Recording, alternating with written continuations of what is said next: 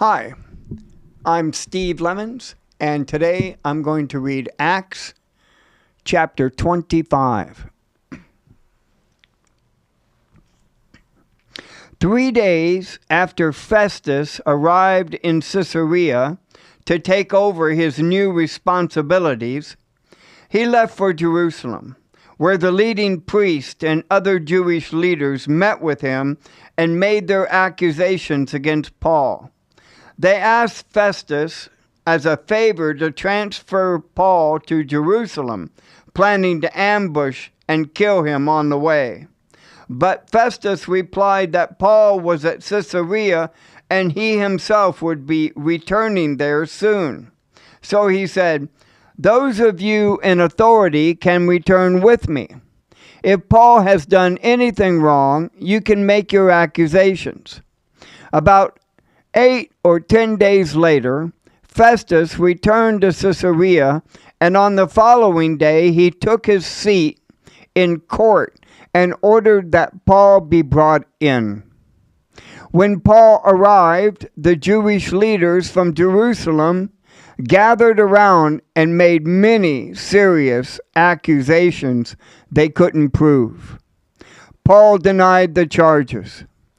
"I am not guilty of any crime against the Jewish laws or the temple or the Roman government," he said. Then Festus, wanting to please the Jews, asked him, "Are you willing to go to Jerusalem and stand trial before me there?" But Paul replied, "No, this is the official Roman court, so I ought to be tried right here. You know very well I am not guilty of harming the Jews. If I have done something worthy of death, I don't refuse to die. But if I am innocent, no one has a right to turn me over to these men and kill me. I appeal to Caesar." Festus confirmed with his advisors and then replied, "Very well. You have appealed to Caesar, and to Caesar you will go." A few days later, King Agrippa arrived with his sister Bernice to pay their respects to Festus. During the stay of several days, Festus discussed Paul's case with the king. "There is a prisoner here," he told him, "whose case was left for me by Felix.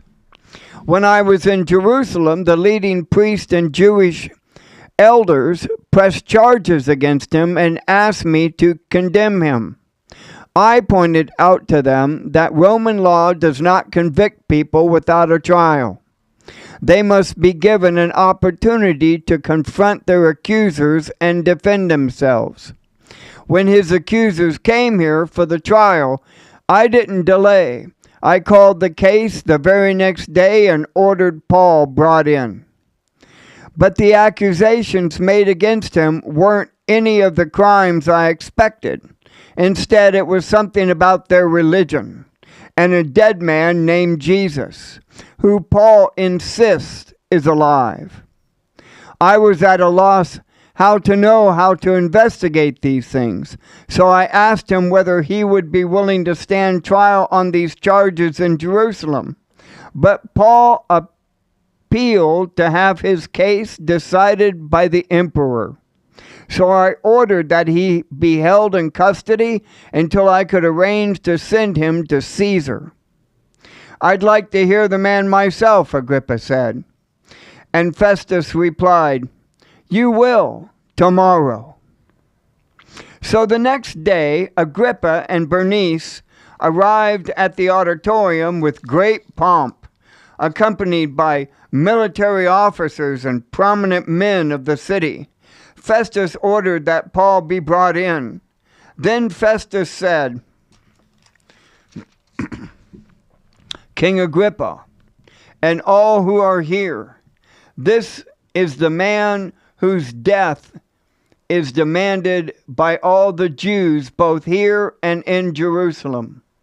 But in my opinion, he has done nothing to deserve death. However, since he appealed his case to the emperor, I have decided to send him to Rome. But what shall I write the emperor? For there is no clear charge against him. So I have brought him before all of you, and especially you, King Agrippa, so that after we examine him, I might have something to write. For it makes no sense to send a prisoner to the emperor without specifying the charges against him. Acts chapter 25.